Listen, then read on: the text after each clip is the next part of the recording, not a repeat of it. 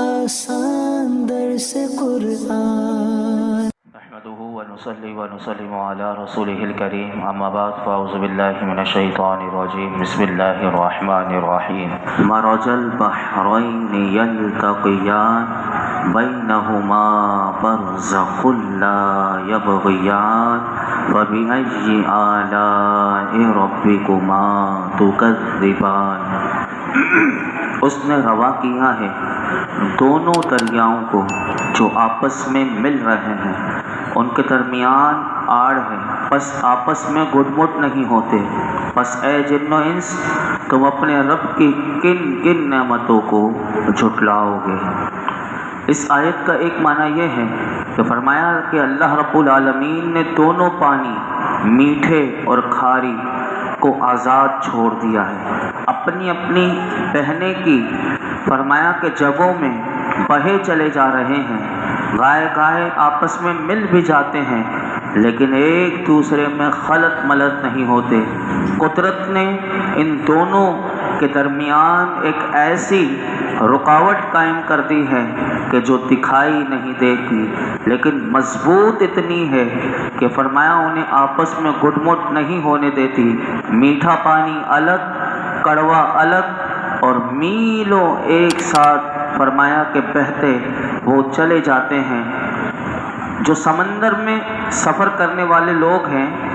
انہوں نے بھی عجیب اگر آپ پڑھیں گے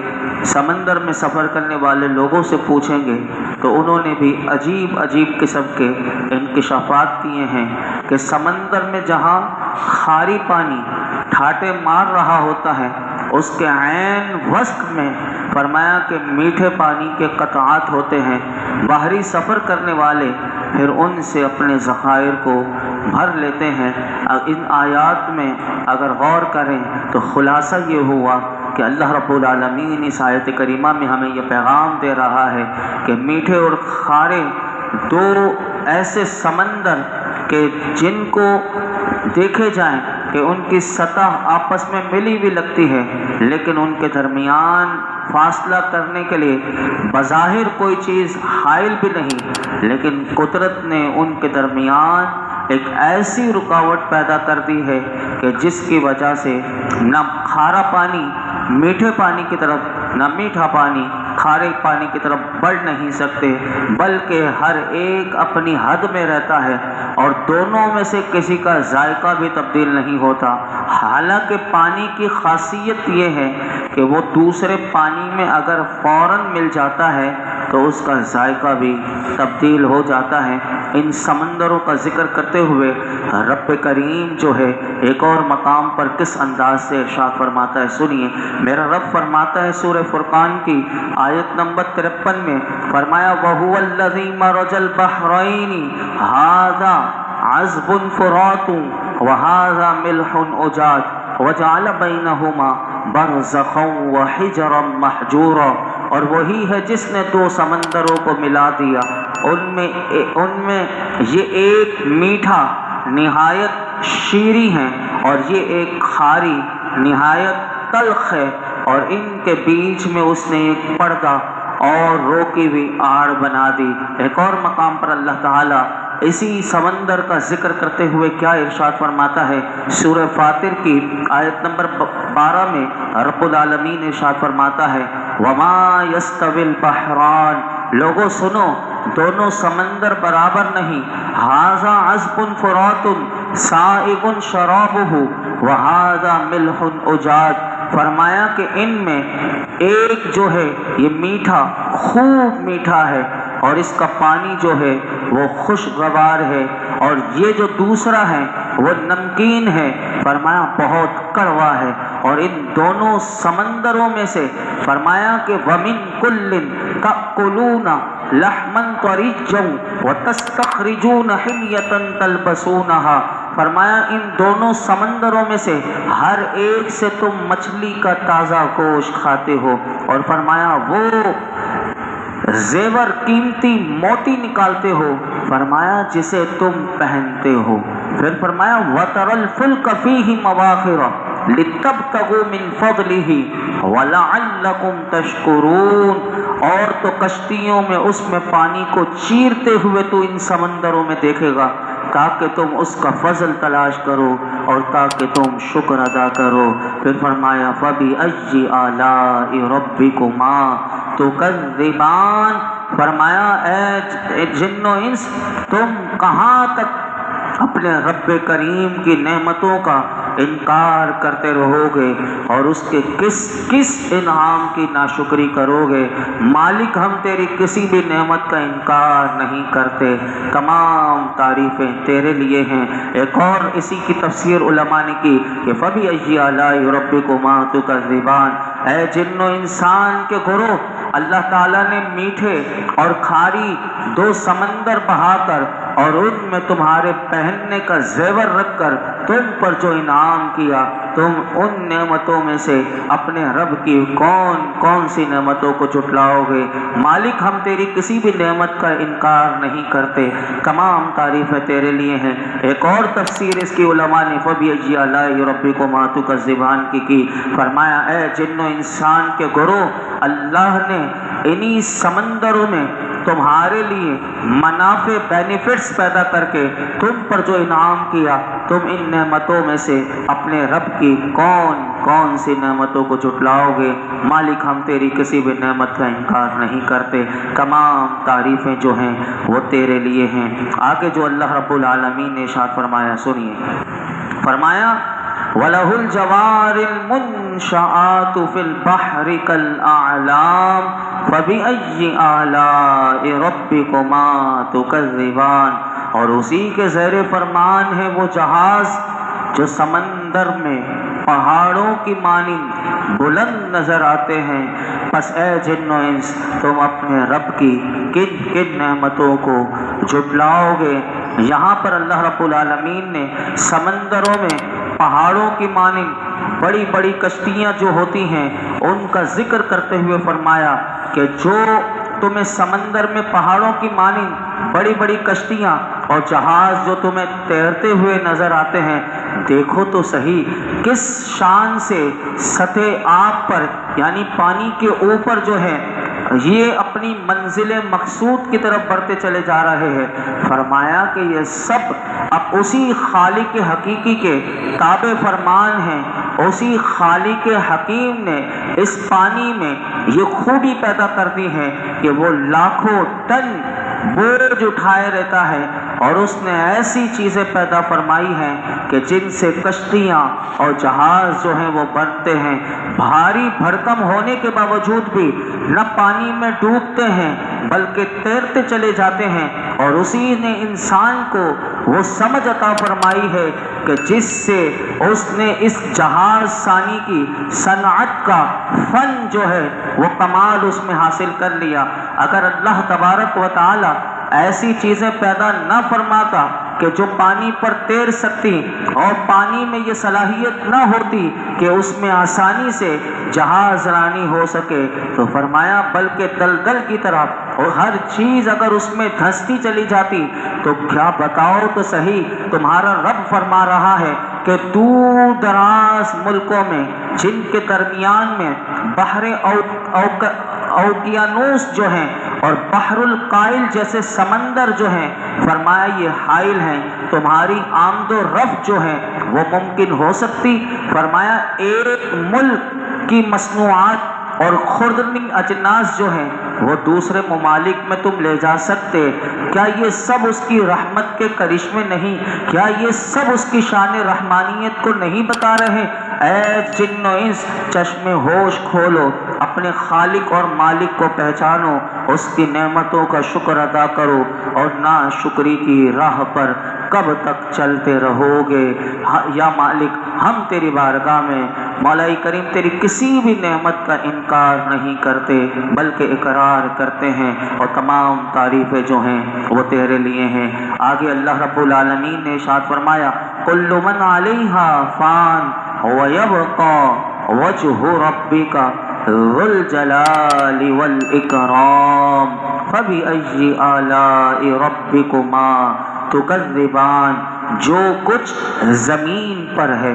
فنا ہونے والا ہے اور باقی رہے گی آپ کے رب کی ذات جو بڑی عظمت اور احسان والی ہے۔ پس اے جن و انس، تم اپنے رب کی کن کن نعمتوں کو جھٹلاؤ گے؟ یہاں پر اس آیت کریمہ میں غور کیجئے، کتنا زبردست پیغام دیا گیا۔ فرمایا اگر کسی کو عزت اور وجاہت حاصل ہو جائے، اگر کسی کے پاس دولت اور ثروت کی فراوانی ہو، اگر اسے کسی محدود علاقے میں اقتدار اور اختیار مل جائے، تو فرمایا اسے اکڑنا نہیں چاہیے، بلکہ اپنے رب کریم کو بھلا کر شیطان سے یارانہ گھاٹ نہیں لینا چاہیے، بلکہ اسے یہ حقیقت اپنے ذہن نشین کر لینی چاہیے کہ وہ خود اور اس کا جاہ و حشم زمین میں جو کچھ اسے دکھائی دے رہا ہے یہ سب فانی ہے، سب ناپائیدار ہے۔ بقا اور دوام جو ہے فقط خداوند ذوالجلال والاکرام کا حصہ ہے۔ تفسیر روح البیان میں اسی آیت کریمہ کے تحت جب یہ آیت کریمہ نازل ہوئی تو فرشتوں نے کہا کہ انسان ہلاک ہو گئے۔ اب آپ دیکھیے کہ فرشتوں نے کیوں کہا، اس میں فرمایا کل من علیہا فان، جو کچھ زمین پر ہے فنا ہونے والا ہے۔ فرشتے سمجھے ہم بچ جائیں گے، زمین والے تو ان فرشتوں نے کہا انسان ہلاک ہو گئے، لیکن جب یہ آیت کریمہ نازل ہوئی کل نفس ذائقۃ الموت، تو فرشتوں کو پتہ چل گیا اور انہیں بھی اپنی موت کا یقین ہو گیا کہ ہماری بھی موت ہے، ہم نے بھی موت کا ذائقہ چکھنا ہے۔ اور اسی آیت کریمہ میں اگر آپ دیکھیں تو فرمایا وَيَبْقَى وَجْهُ رَبِّكَ ذُو الْجَلَالِ وَالْإِكْرَامِ، یعنی اے حبیب صلی اللہ تعالی علیہ وسلم، زمین پر موجود تمام مخلوق فنا ہو جائے گی اور صرف تمہارے رب کی ذات باقی رہے گی جو عظمت و کبریائی والی ہے، اور وہ اپنی عظمت و جلالت کے باوجود اپنے انبیاء، اپنے اولیاء اور اہل ایمان پر وہ لطف و کرم فرمائے گا، اور مخلوق کے فنا ہونے کے بعد انہیں دوبارہ زندگی دے گا اور انہیں ابدی زندگی عطا فرمائے گا۔ یہاں جو لفظ آیا ذوالجلال والاکرام، حدیث پاک میں اس کے تحت کیا آتا ہے؟ دو حدیث پاک میں آپ کے سامنے رکھتا ہوں، سنیے۔ حضرت انس رضی اللہ تعالیٰ عنہ سے روایت ہے کہ رسول اللہ صلی اللہ علیہ وسلم نے ارشاد فرمایا اس دعا کو، جو سورہ رحمان کی آیت نمبر 27 میں ہے، میرے آقا نے فرمایا اس دعا کو یا ذا الجلال والاکرام، حضور نے فرمایا اس کو لازم پکڑ لو اور اس کی کثرت کیا کرو۔ اسی طرح ایک اور حدیث پاک ہے کہ ترمذی شریف میں ہے، حضرت معاذ بن جبل رضی اللہ تعالیٰ عنہ فرماتے ہیں کہ نبی اکرم صلی اللہ علیہ وسلم ایک ایسے شخص کے پاس سے گزرے جو یا ذا الجلال والاکرام کہہ رہا تھا۔ میرے آقا علیہ الصلوۃ والسلام نے اس کے یہ الفاظ سنے جب وہ اللہ کو ان الفاظ سے پکار رہا تھا، اے عظمت و جلالت والی ذات، اے رب بزرگی والی ذات کہ جو باقی رہے گی، اس کو وہ پکار رہا تھا۔ تو میرے آقا علیہ الصلوۃ والسلام نے اس سے ارشاد فرمایا بے شک تیری دعا قبول کر لی گئی، کر لی جائے گی، تو دعا مانگ۔ یعنی یہ گویا کہ اسم اعظم کی طرح ہے، اور اسم اعظم میں ہی علماء کرام نے اس کو بھی لکھا ہے کہ جب بندہ دعا مانگے تو اللہ رب العالمین سے یا ذا الجلال والاکرام کہہ کر دعا مانگے۔ اور اسی آیت کریمہ میں اگر آپ دیکھیں تو ایک اور بات بھی ہمیں سیکھنے کو ملتی ہے، اور وہ کیا ہے؟ وہ یہ کہ فرمایا کہ زمین پر جتنی مخلوق ہے سب فنا ہونے والی ہے۔ تو یاد رکھیے کہ جس طرح زندگی نعمت ہے تو اسی طرح فنا ہونا، موت آنا بھی نعمت ہے۔ اب آپ کہیں گے کیسے موت ہے؟ تو سنیے، ایک حدیث پاک تو میں اس ضمن میں آپ کے سامنے رکھوں گا کہ کیسے یہ موت ہے، لیکن اس سے پہلے کہ ان سے پوچھئے کہ موت کن کے لیے نعمت ہے۔ ان سے پوچھئے کہ جو اذیت ناک بیماری میں مبتلا ہوتے ہیں، رات کو نہ قرار ہے نہ دن کو چین ہے، ہر وقت وہ درد سے تڑپتے رہتے ہیں، اور اسی طرح ان بوڑھوں سے پوچھیے کہ جن کی عمر جو ہے وہ لمبی ہو کر ان کے لیے وبال جان بن گئی، نہ آنکھیں دیکھتی ہیں، نہ کان سنتے ہیں، نہ زبان بولتی ہے، نہ ہاتھ ہلتے ہیں، نہ ٹانگیں چلتی ہیں، معدہ کمزور ہو چکا، دل جو ہے وہ بیمار ہے، جگر جو ہے وہ بیکار ہے، دماغ نے کام کرنا چھوڑ دیا، انسان اپنے اہل و عیال کے لیے ایک ناپسندیدہ اور ناقابل برداشت بوجھ بن کر رہ گیا، اور کیا ان کے لیے موت جو ہے وہ آغوش، موت کی آغوش جو ہے وہ امید افزا اور راحت بخش نہیں؟ تو یقیناً ان کے لیے موت جو ہے وہ نعمت ہے، کیونکہ موت تو وہ راستہ ہے کہ جس پر چل کر انسان مصائب و آلام کی اس دنیا سے چھٹکارا حاصل کر کے عالم آخرت کی ابدی نعمتوں سے بہرور ہوتا ہے۔ اور اہل محبت جو ہیں، جن کو موت سے پیار ہوتا ہے، وہ تو جن کو اللہ اور اللہ کے رسول سے پیار ہے، جن کو اللہ سے ملاقات کا شوق ہے، وہ اہل محبت پتہ ہے کیا کہتے ہیں؟ وہ تو یہ کہتے ہیں موت ایک پل ہے جو یار کو یار سے ملاتا ہے، جو یار کو یار سے ملاتا ہے۔ حضرت ابو قتادہ بن ربیع انصاری رضی اللہ تعالیٰ عنہ فرماتے ہیں کہ رسول اللہ صلی اللہ علیہ وسلم کے پاس سے ایک جنازہ گزرا، حضور تشریف فرماتے کہ ایک جنازہ گزرا تو آپ نے فرمایا مستریح و مستراح منہ۔ اب دیکھیے صحابہ عربی زبان جاننے والے ہیں، لیکن جب تک تشریح مصطفیٰ علیہ الصلوۃ والسلام نہ کریں سمجھ نہیں پاتے۔ حضور نے فرمایا مستریح و مستراح منہ۔ صحابہ کرام نے عرض کیا رسول اللہ یہ مستریح اور مستراح منہ سے کیا مراد ہے؟ جنازہ گزرا اور آپ نے یہ فرمایا۔ تو سنیے میرے آقا نے یہ فرمایا، میرے آقا نے فرمایا مومن بندہ جب مرتا ہے تو وہ مصیبتوں سے نجات پا کر اللہ کی آغوش رحمت میں جانا چاہتا ہے، اور بدکار آدمی جب مرتا ہے تو اس کے مر جانے سے اللہ کے بندے، شہر، درخت، جانور بھی راحت پانا چاہتے ہیں۔ تو وہ مستراح من یہ ہے کہ بدکار آدمی مر گیا تو اب اللہ کے بندوں کو راحت مل گئی، اللہ کے شہر، درخت، جانور اس سے راحت پانا چاہتے تھے، تو یہ ہے وہ مستراح من۔ اور مستریح منہ یہ ہے کہ مومن بندہ جب مرتا ہے تو وہ مصیبتوں سے نجات پا کر وہ اللہ کی آغوش و رحمت میں جانا چاہتا ہے۔ حضرت یحییٰ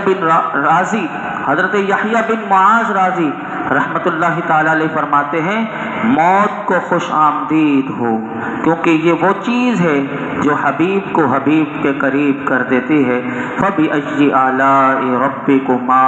تُكَذِّبَانِ۔ اور اس آیت کے میں اللہ رب العالمین نے جو ارشاد فرمایا وہ یہی فرمایا کہ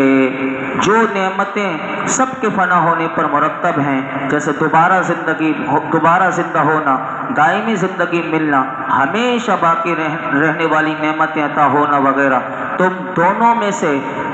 دونوں اپنے رب کی کون کون سی نعمتوں کو جھٹلاؤ گے؟ ہم اللہ کی بارگاہ میں تمام نعمتوں کا اقرار کرتے ہیں، مالک ہم تیری کسی بھی نعمت کا انکار نہیں کرتے، تمام تعریفیں تیرے لیے ہی ہیں۔ الحمدللہ رب العالمین والصلاۃ والسلام علی سید الانبیاء والمرسلین وعلی آلہ واصحابہ اجمعین۔ ربنا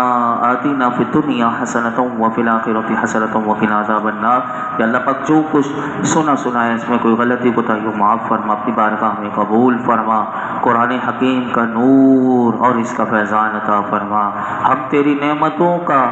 ذکر سورہ رحمان میں سن رہے ہیں، میرے مولا ہمیں ہر لمحہ ہر وقت تیری نعمتوں کا شکر ادا کرنے والا بنا، نا شکری نا فرمانی سے بچا لے۔ مولائی کریم تو نے مولائی کریم دنیا میں ہمیں بھیجنے کے بعد بھی مولائی کریم اتنے کرم اور فضل کی ہم پر فرمایا ہے۔ اللہ ہم تیری نعمتوں کا اقرار کرتے ہیں، اے اللہ ہم سب پر مزید اپنے فضل و کرم کی بارش فرما، ہم سب کو اپنا فضل و رحمت کا ہم تجھ سے سوال کرتے ہیں۔ مالک ہم سب پر، ہمارے گھر والوں پر، حضور کی امت پر اپنے رحم و کرم کی، اپنے فضل و کرم کی بارش فرما۔ یا اللہ آج تک ہم نے جتنی دعائیں کی ہیں آئندہ کریں گے، میرے مولا ہماری تمام دعاؤں کو قبول فرما۔ وصلی اللہ تعالی علی خیر خلق محمد وعلی آلہ وصحبہ۔